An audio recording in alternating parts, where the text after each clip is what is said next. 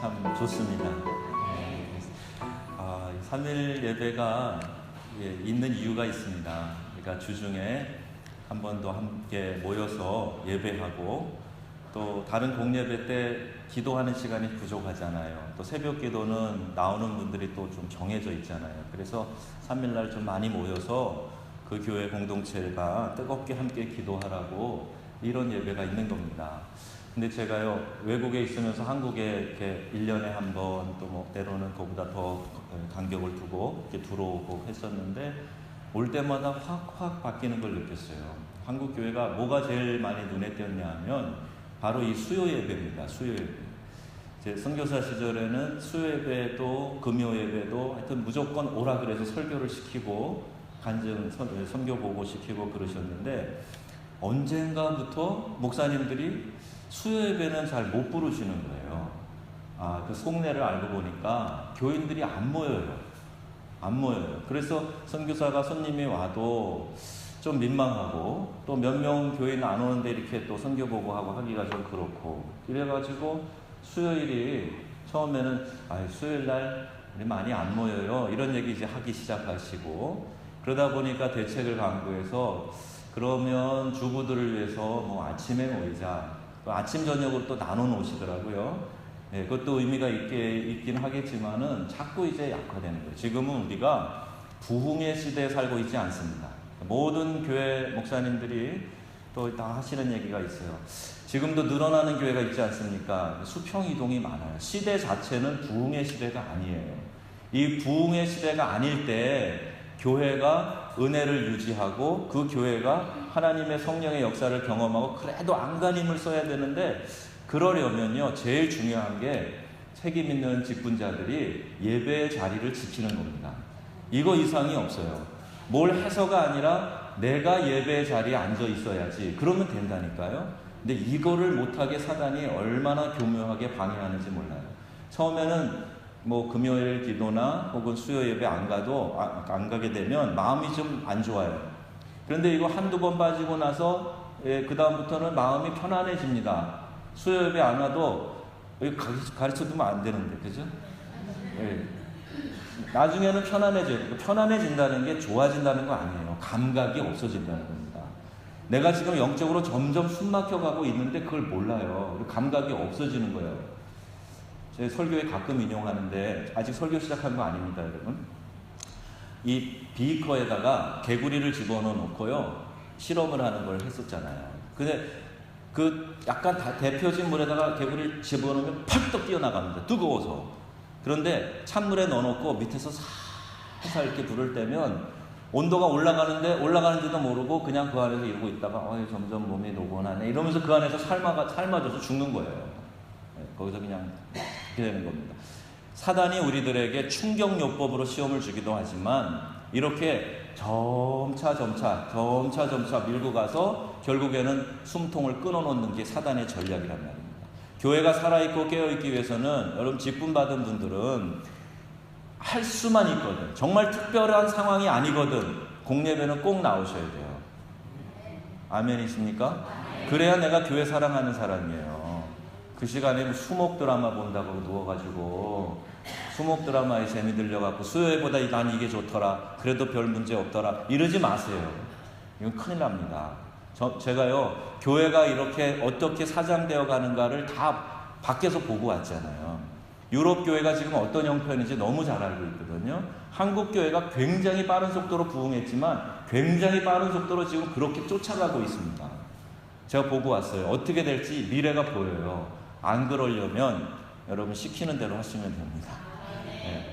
뭘 시켰어요 지금?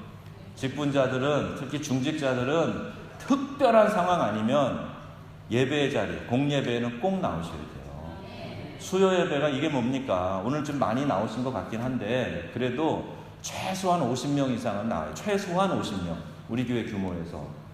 아침 새벽 예배도 많이 나오시는 편이잖아요. 그런데 아닌 것 같아요. 최소한 30명은 나와야 돼요. 조금만 더 나오시면 30명 되는데 최소한 30명 나와야 돼요. 그래야 우리 교회가 숨을 제대로 쉴 수 있게 되는 거예요.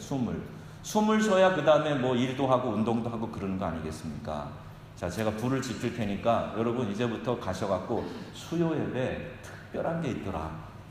뭐가 있다고요? 특별한 게 있더라. 제가 실험적으로 이것도 해보고 저것도 해보고 할 텐데 정말 특별하게 여러분들에게 유익을 드릴 겁니다.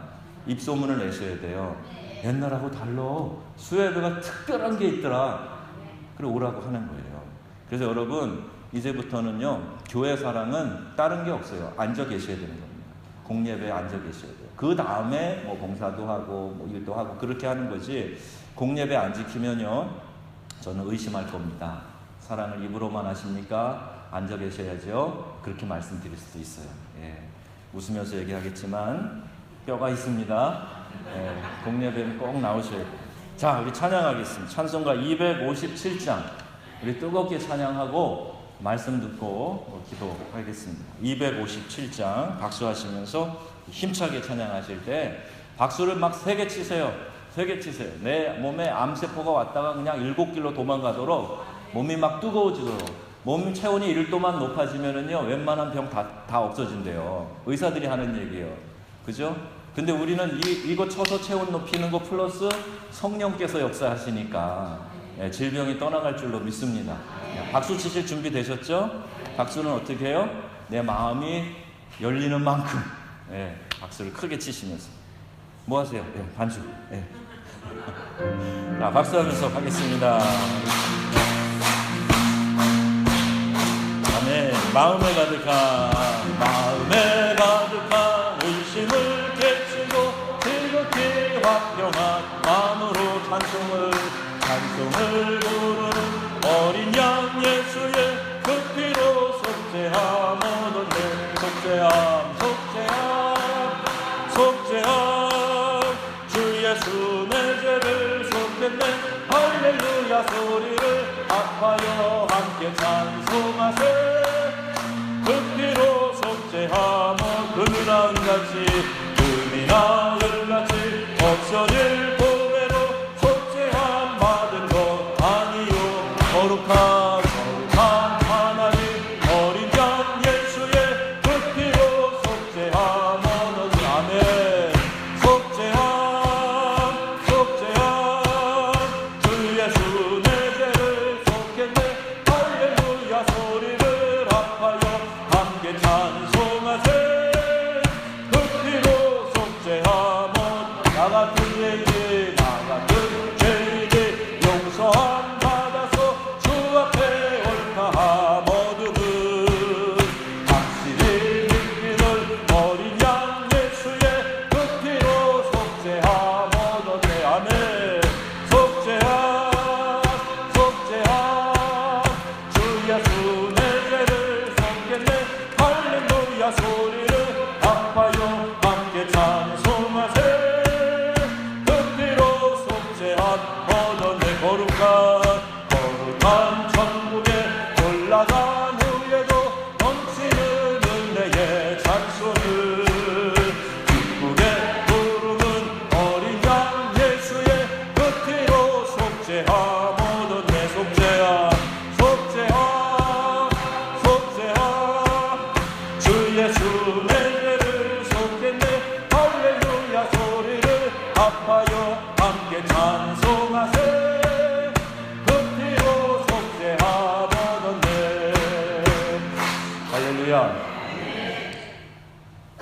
저 2층에 불이 안 켜져 있어가지고요 제가 깜짝 놀랐네요. 저기 한 분이 앉아서 열심히 박수치면서 찬송하는데 천사가 와서 앉아있는 줄 알았어요.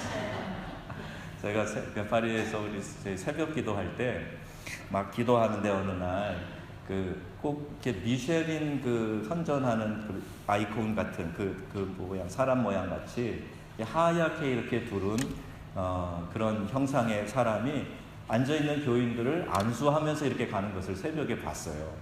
그래서 제가 그 얘기를 교인들한테 나눴던 일이 있는데, 전 신비주의자 아닙니다. 굉장히 차분한 사람이에요. 그런데 그날 하나님이 그 새벽에 그렇게 보여주시면서 저한테 어떤 확신을 주시냐면, 우리가 예배할 때, 찬양할 때 하나님이 그 자리에 천사와 함께 하시면서 그 예배를 받으신다는 거에 대한 확신을 주셨어요. 그냥 우리끼리의 집회가 아니라 하나님이 이 자리에 계시단 말입니다.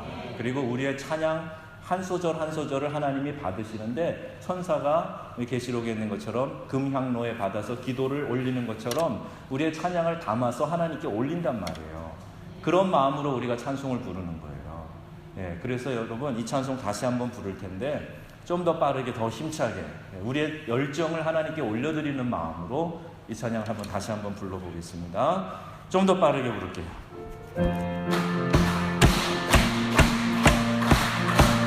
마음에 가득한 의심을 깨고서, 마음에 가득한 의심을 깨치고 즐겁게 화평한 마음으로 찬송을 부르는 어린 양 예수의 그 피로 속죄하모던. 아멘. 속죄하 속죄하 주 예수 내 죄를 속했네. 할렐루야 소리를 아파요 함께 찬송하세. 금이나 은같이 없어질 고해로 속죄함 받은 것 아니요. 거룩한 하나님 어린 양 예수의 그 피로 속죄함 얻었네. 아멘. 속죄함 속죄함 주 예수 내 죄를 속했네. 할렐루야 소리를 아파요 함께 찬송하세. 나 같은 죄인이 큰 죄인이 용서함 받아서 주 앞에 올까 모두를 확실히 믿기는 어린 양 예수의 그 피로 속죄함 얻었네. 아멘. 속죄함 속죄함 주 예수 내 죄를 속했네. 할렐루야 소리를 아파요 함께 찬송하세. 거룩한 천국에 올라간 후에도 넘치는 은혜의 찬송을 기쁘게 부르는 어린 양 예수의 그 피로 속죄함 얻었네. 아멘. 속죄함 속죄함 주 예수 내 죄를 속했네. 할렐루야 소리를 아파요 송하세.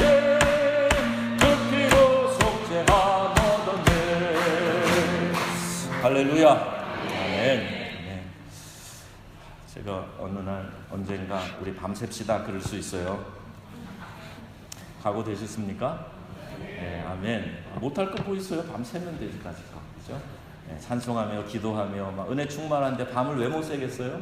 밤새면 되지. 은혜 없으니까 그게 문제인 거지. 은혜 충만하면 밤도 셀 수 있고요. 밤새는 그날 놀라운 역사 때문에 우리 모두가 다 일어나 춤추고 하나님께 감격할 수도 있고요. 예, 그러면서 그 밤에 치유가 일어나고 귀신이 내어 쫓기고 하는 역사가 일어날 줄로 믿습니다. 자, 이제 좀 차분하게 오늘은 시편 1편에 있는 말씀을 전하려고 하는데요. 오늘부터 당분간 몇 주 동안 이 수요 예배 시간에 복 있는 사람에 대한 이야기를 하려고 합니다. 복 있는 사람. 복 있는 사람 이제 시리즈 설교가 될 거예요. 이제 한 주제를 가지고 이제 몇 번에 걸쳐서 이렇게 말씀을 전하는 일이 종종 있을 텐데, 이제부터 수요일 날마다 복 있는 사람은 이라는 주제를 가지고 여러분들하고 이 말씀으로 교제를 하려고 합니다. 왜 그런가? 저는 명성교회 담임 목사가 돼서 처음으로 여러분들에게 치리권 받은 다음에 처음으로 여러분에게 복된 삶을 사시라고, 복받는 삶을 좀 사시라고, 그래서 이 말씀을 좀 계속해서 증거하려고 하는 겁니다. 어떤 게 진정한 하나님이 주시는 복인가, 그리고 그 복받는 삶이란 어떤 것인가, 이런 것을 우리가 말씀을 통해서 한번 깨달아 보자 하는 거예요. 하나님이 복의 근원이십니다. 그렇죠? 하나님이 우리에게 그 복을 주셔서 이 땅에서 복을 누리면서 살게 하셨어요.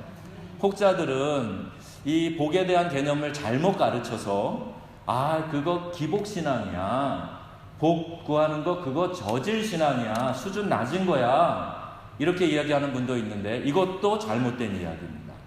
원래 성경은 복에 대한 이야기로 가득해요. 하나님이 한 민족을 택하실 때 아브라함이라고 하는 사람을 택하셔서 그 아브라함을 통해서 히브리 민족에게 살아계신 하나님을 나타내 주시고 생생하게 그들이 삶에서 하나님을 경험함으로 말미암아 열방이 그 히브리 민족을 보고 하나님을 알게 하는 거예요. 이게 하나님께서 전 세계 이 열방에 흩어져 있는 민족을 구원하시는 방법이란 말입니다. 근데 그 아브라함을 택하시고 아브라함을 만나셔서 아브라함에게 하신 내용이 뭐냐 하면, 너 나랑 약속하자. 너 나를 잘 따르고 내 계명을 잘 지키면 내가 너에게 복을 주어서 너로 창대케 할 거야. 너를 축복하는 자에게 내가 복을 내리고 너를 저주하는 자에게 내가 저주를 할 거야. 너가 이 열방의 복이 될 것이다 라고 말씀하셨단 말입니다. 그리고 그 자손들에게 나타나셔서 나는 아브라함, 이삭, 야곱의 하나님이다. 그러면서 내가 그들과 약속했던 언약, 그 축복의 얘기를 반복해서 그들에게 들려주면서 너희들이 잘 따라오면, 말을 잘 듣고 순종하면 너네들은 복받는 민족이 될 거야. 세계 열방에 빼어난 민족이 될 거야. 하나님 이렇게 말씀하신 거예요. 하나님이 그럼 저질이십니까? 하나님이 수준 낮으신 분입니까? 아니에요. 하나님은요, 우리의 삶을 복되게 하기를 원하세요. 이 땅에 사는 동안 그 풍성한 복을 누리면서 하나님의 자녀로서 형통한 삶을 살라고 말씀하고 계시는 겁니다. 여러분, 이 복을 누리시기를 바랍니다. 잘못 이해하시면 안 돼요. 하나님은 복의 근원이시고 우리가 이 땅에서 받을 수 있는 진정한 복은 다른 데서 오는 것이 아니라 하나님께로부터 온다. 이걸 여러분 믿으시기 바랍니다. 하나님께서 사람들을 만드신 후에 천지 만물을 다 사용할 그 축복을 사람에게 주셨어요. 너는 여기서 다스리고 충만하고 그리고 이 모든 것들을 통솔하라고 그렇게 하나님이 말씀하신 겁니다. 그런데 사람이 하나님과의 그 언약을 지키지 못함으로 이 축복의 권한이 상실되어져 버린 거예요. 에덴 동산에 복을 주시고 다른 피조물에게도 복을 주셨는데 사람이 타락함으로 말미암아 이 피조 세계도 같이 고통과 타락 가운데 빠지게 된 겁니다. 이 복을 누리지 못하고 원수 마귀의 유혹에 빠지고 복을 빼앗긴 사람은 그 뒤에 가난과 저주와 질병과 고통 속에서 살다가 죽어야만 했습니다. 그러나 하나님은 이 원수 마귀의 유혹으로 빼앗긴 이 복을 다시 되찾아서 우리 인간에게 주시기를 원하신다는 말입니다. 그게 바로 하나님의 사랑이요 하나님의 은혜입니다. 여러분, 하나님의 사랑을 경험하시길 바랍니다. 은혜 받으세요. 그럼 여러분 기분 좋으시고 아멘 하시고 싶잖아요. 그죠? 이게 왜 그러냐면 원래 우리가 가지고 있었던 건데 이걸 빼앗겼거든요. 그걸 하나님이 부분적으로 우리에게 깨닫게 하셔서 되찾아오게 하신단 말입니다. 그래서 은혜 받았을 때는요, 표정들이 달라져요. 표정들이 확 핍니다. 그리고요, 마음이 넉넉해지고 여유가 있어져가지고요, 막 다 끌어안고요. 기도해도 막 감격스럽게 같이 눈물로 기도하고요. 은혜 받은 증조예요. 은혜 받으면요, 예배 끝나고 나서 그냥 휙 달아나지 않고요, 예배 끝났는데도 그냥 집에 안 가고 자꾸 저 뒤에서 서성거리고 두런두런 얘기하고 그리고 그냥 손 붙잡고 있고 그래요. 그게 은혜 받고 예배 바친 사람들의 분위기예요. 여러분은 어떠십니까? 물론 저녁 예배 빼고요. 저녁 예배는 또 차가 운행해야 되니까 갈 수 있지만 보통은 예배 마치고 나도 자꾸 그냥 같이 있고 싶은 거예요. 이게 이 공동체 안에서 하나님의 역사와 은혜를 경험한 사람들이 보여주는 태도입니다. 하나님은 우리의 삶 속에서 크신 은혜로 복을 내려주시기를 원하기 때문에 여러분 이 복을 꼭 회복하고 누리시기를 바랍니다. 자, 복 있는 사람은 어떤 사람인가? 오늘 시편을 통해서 한번 볼게요. 시편 1편에 이 많은 시 가운데 제일 먼저 나오는 시가 복에 대한 얘기인데, 복 있는 사람은 바른 위치에 있는 사람이다. 어떤 위치에 있는 사람이요? 바른 위치에 있는 사람이에요. 복 있는 사람은 자신이 있어야 될 바른 위치, 정 위치에 있는 사람이 복 있는 사람이에요. 타락한 천사 루시퍼가 자기 자리를 지키지 않고 하나님께 도전하여서 사단 마귀가 되고 맙니다. 거룩한 하나님의 백성은 가야 할 곳이 있고 가지 말아야 할 곳이 있습니다. 그걸 잘 구분해서 지켜야 돼요. 우리 밥상에 여름에 이제 풋고추 찍어 먹고 그러다 보면은 이 고추장 종지에 뭐 밥알이 이렇게 붙을 때가 있어요. 근데 이렇게 딱 보면은 고추장 종지 안에 밥알이 떨어져 있으면 왠지 깨끗하지 않다는 생각이 들어요. 그 누구의 밥알이든 간에. 밥알이 더럽습니까? 고추장이 더럽습니까? 그렇지 않은데 그 둘이 같이 합쳐져 있으면 왠지 깨끗하지 않다는 생각이 드는 거예요. 여러분 뭘 생각하죠? 제가 뭘 말씀드리려고 하는지 여러분 이해하시겠죠? 우리 그리스도인들이 가서 앉아있을 자리가 있고 가지 말아야 될 자리가 있어요. 그런데 나는 괜찮아, 그리고 나는 깨끗해, 그리고 거기 앉아있으면 누가 봐도 그것은 별로 편안하지 않은 그런 자리가 될 수 있단 말입니다. 제가 존경하는 은사 가운데 한 분이 미국의 동양선교교회에 이제 목회하시다가 또 이제 다른 교회를 지금 목회하고 계시는데, 저희 신학교 교수이셨을 때 그런 얘기를 하셨어요. 당신께서는 이 신발을 새로 사면은요, 꼭 그 신발을 붙들고 기도를 하신답니다. 하나님, 제가 이 신발 신고 죄 짓는 자리에 가지 않게 해주세요. 그게 이제 처음 대학생 때 은혜 받고 이제 대학생 선교 단체에서 훈련 받으면서 그때부터 생긴 버릇이래요. 젊은이들이 얼마나 유혹이 많고 가고 싶은 곳이 많겠어요. 그런데 신발을 붙들고 하나님, 제가 이 신발 신고 죄 짓는 자리에 가지 않게 해주세요. 하나님이 그런 마음을 귀하게 보시지 않을까요? 하나님, 제가 이러한 거룩한 직분을 가지고 죄 짓는 자리에 가서 앉아있지 않게 해주세요. 유혹받을 수 있는 곳에 가지 않게 해주세요. 자, 이런 결단을 가지고 기도한다면 하나님이 예쁘게 보시지 않겠습니까? 그 말씀을 드리고 있는 거예요. 복 있는 사람은 있어야 될 자리, 서 있어야 될 자리, 그 앉아 있어야 될 자리를 잘 분별해야 된다는 겁니다. 복 있는 사람은요, 악인의 꾀를 쫓지 않고 죄인의 길에 서 있지 않고 오만한 자의 자리에 앉아 있지 않는 사람이라고 오늘 말씀하고 있어요. 악인과 죄인과 오만한 자의 공통점이 뭔지 아십니까? 그 공통점은 하나님을 섬기지 않고 사는 사람들이 바로 여기 그 악인이요, 오만한 자요, 그리고 죄인의 꾀를 쫓는 사람이고 죄인의 길에 서 있는 사람이에요. 하나님을 섬기지 않고 하나님 없이도 살 수 있다고 생각하고 큰 소리 치는 사람이 바로 교만한 자란 말이에요. 그 사람이 바로 악한 사람이라는 얘기입니다. 하나님을 막연히 알아도 하나님을 영화롭게도 아니하고 감사치도 않는 사람들이 있어요.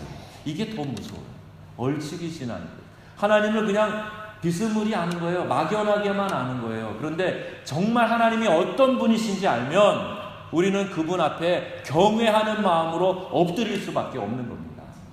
예배라는 말의 의미가 뭔지 아십니까? 프로스쿠네오라는 언어인데 납작 엎드린다는 거예요. 납작. 이게 예배의 의미예요. 저는 그걸 직접 봤어요. 다큐멘터리로 봤는데 그 부족의 마을에 가봤는데요.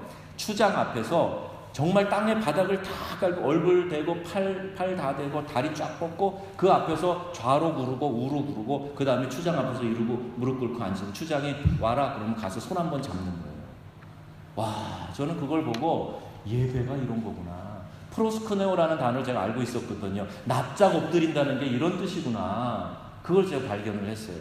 우리가 하나님 앞에서 납작 엎드립니까? 고개 빳빳이 들고 하나님 저를 좀 감동시켜 보세요. 그런 신앙인들도 많아요. 그런데 진정한 예배는요, 하나님 앞에 완전히 엎드려지는 겁니다. 그게 진정한 예배자의 자세인데, 우리가 교만한 자리에 악인의 꾀를 쫓으며 오만한 모습으로 그리고 있다고 하는 것은 하나님 앞에 진정한 예배자의 모습으로 설 수 있는 그런 마음이 아닌 거예요. 여러분, 예배 드릴 때마다 내 마음이 겸손하게 하나님 앞에 완전히 내려지고 납작 엎드려져서 예배합니다. 그 고백을 가지고 예배하시기를 축복합니다. 예배 한번 잘 드리면요, 인생이 펴니다. 예배 한번 잘 드리면요, 하나님이 얼마나 기뻐하시는지 제가 몇 번 경험했어요. 목사인 저도 최선을 다해서 드리는 예배가 있고 그냥 슬렁슬렁 드리는 예배가 있어요. 정말 회개합니다. 그렇게 예배 드릴 때가 있단 말이에요.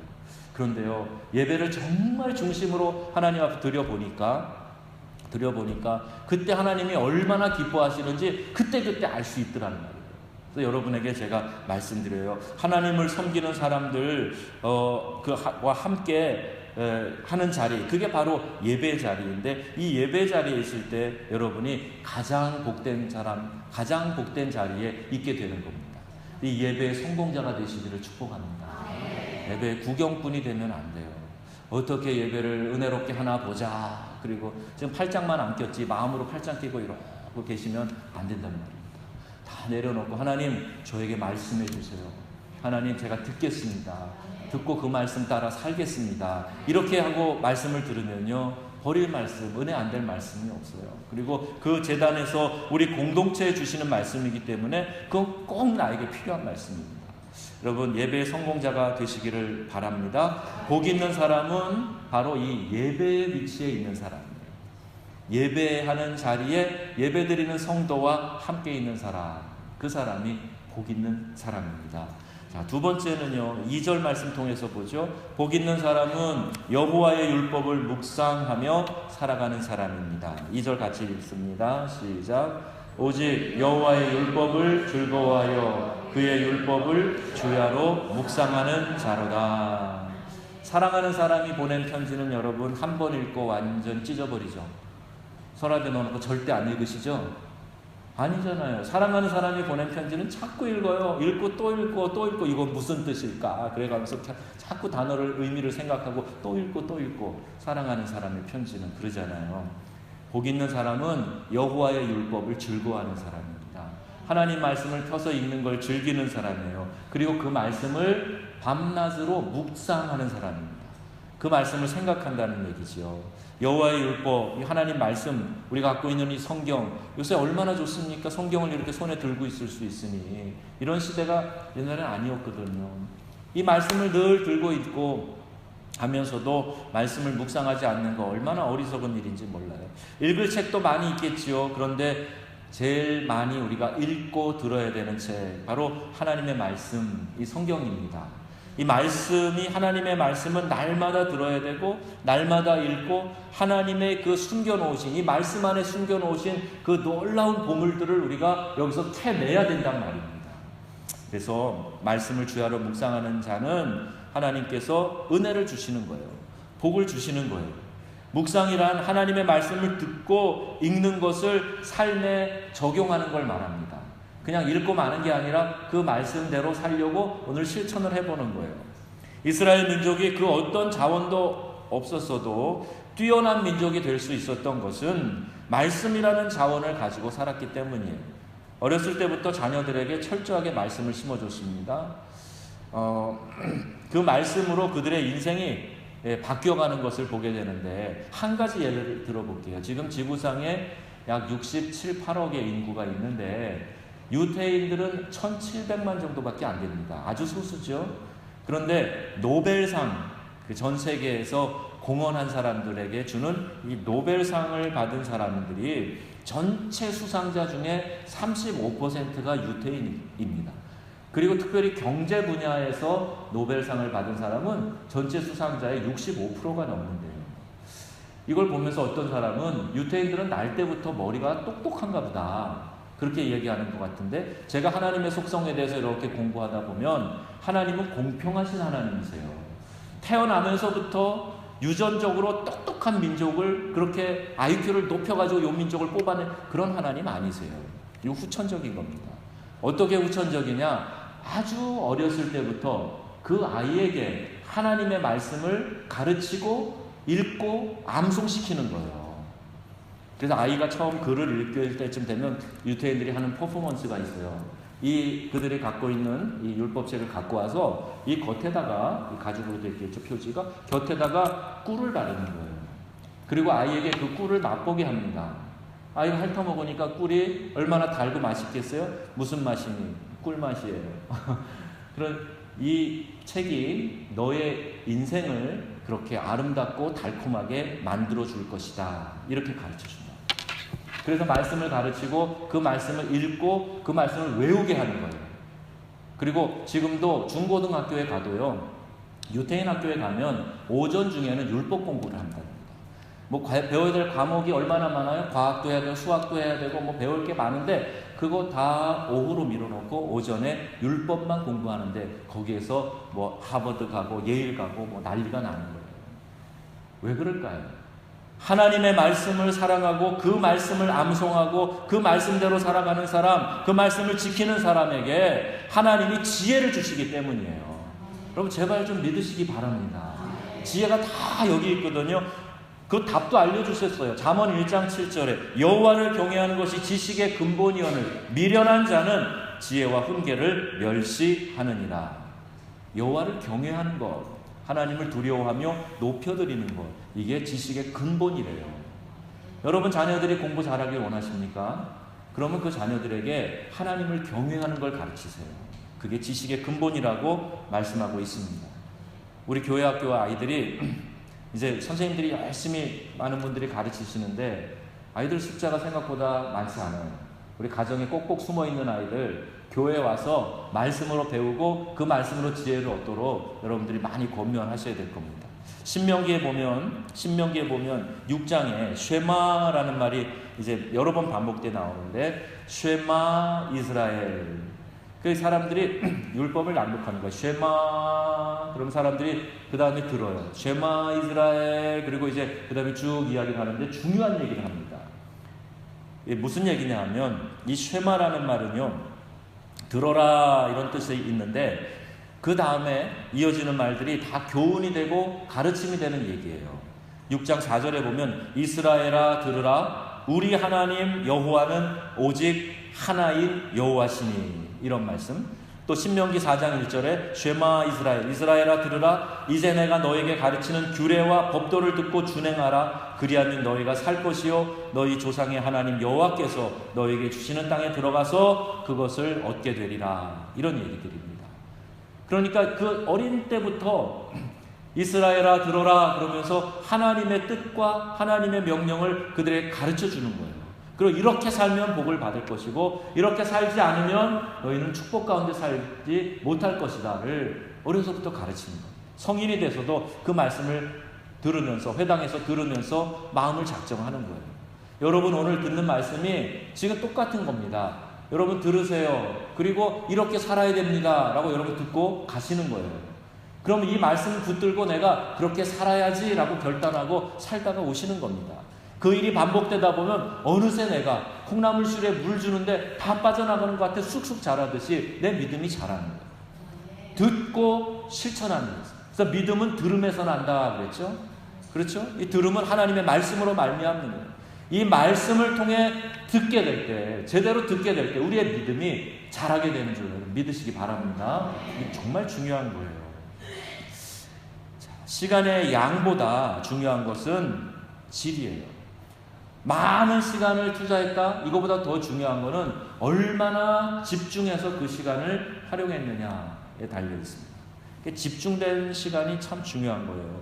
그래서 오늘 복 있는 사람은 여호와의 말씀을 주야로 묵상하고 그 말씀을 지키며 준행하며 사는 사람이다. 이렇게 말씀드렸고 또 세 번째 보시면 3절입니다. 3절 말씀 같이 읽어볼게요. 그는 시냇가에 심은 나무가 철을 따라 열매를 맺으며 그 잎사귀가 마르지 아니함 같으니 그가 하는 모든 일이 다 형통하리로다. 아멘. 복 있는 사람은 복 있는 사람은 마치 시냇가에 심겨진 나무처럼 그 철을 따라서 과실을 맺는데요. 그 지역은 물이 많은 곳이 아니다 보니까 물이 상당히 중요합니다. 그래서 나무가 시냇가에 심기었다? 그러면 적어도 물이 없어서 말라 비틀어지는 일은 없는 거예요. 시냇가에서 그 물을 가지고 성장하기 때문에, 물을 빨아들여서 자라나기 때문에 계속해서 푸르를 수가 있고 철을 따라 과실을 맺을 수가 있게 된다는 거죠. 자, 우리 주님이 성경에 여러 비유로 나타나시는데 생수의 강 이렇게 표현할 때 예수 그리스도를 지칭하는 게 있어요. 양의 문, 생명의 떡 다 예수님을 지칭하는 겁니다. 자, 생수라고 한번 우리가 예수님을 지칭을 해서 생각해 볼게요. 시냇가에 심겨진 나무, 그럼 뭘까요? 주님 곁에 심겨진 나무라는 얘기 아닙니까? 주님은 어디 계시죠? 주님은 이 교회 공동체의 머리로 계시는 거예요. 그럼 배우셨죠? 이 교회 공동체의 머리는 예수 그리스도이십니다. 우리는 그의 지체예요. 그러니까 주님과 함께 몸에 붙어있는 지체란 말입니다. 예수님과 함께 있다, 시냇가에 심겨졌다 하는 것은 주님과 함께 이 예배 공동체 안에 일원이 되었다라는 의미예요. 그냥 여기 왔다 갔다 하는 사람은 공동체 일원이 아니잖아요. 구경하고 가는 그런 상황이 될 수도 있는 겁니다. 그 지체가 되어서 예수님과 함께 있게 될 때 마치 시냇가에 심겨진 나무처럼 그 잎사귀가 마르지 않고 시절을 쫓아 과실을 맺게 된다는 얘기입니다. 여러분, 그래서 이 예배 공동체, 교회 안에 심겨지는 일, 이거 굉장히 중요한 거예요. 교회를 함부로 옮기고 내가 마음에 안 든다고, 내 기호에 안 맞는다고 이렇게 하는 것도 정말 어리석은 일입니다. 하나님이 심어주신 그곳에서 내가 깊이 뿌리를 내리고 그분으로부터 양분을 받고 내가 수액을 받고 이러면서 자라야 열매 맺을 수 있는 거예요. 나무 옮겨 심어 보세요. 저희 아프리카의 나무가 쑥쑥 자라도 제일 잘 자라는 그 빨미의 나무 있잖아요. 그것도요, 옮겨 심으면 바로 못 자라요. 열매 맺으려면 한참 있어야 됩니다. 그래서 제가 설교할 때, 불어로 설교할 때 그런 설교를 한 적도 있어요. Soyez un palmier planté라는 제목인데, 제발 좀 깊이 뿌리를 내리는 잘 심겨진 빨미의 나무가 좀 되십시오. 그런 얘기를 한 적이 있는데, 오늘 우리도 마찬가지입니다. 믿음의 뿌리를 교회 안에서 깊이 내리는 사람, 그 사람이 시냇가에 심겨진 나무와 같다. 그 사람이 바로 복 있는 사람이다. 오늘 나오신 여러분들은 우리 명성교회 뿌리를 깊이 내리고 계시죠? 네, 내리고 계세요. 그래야 복된 사람이 되는 겁니다.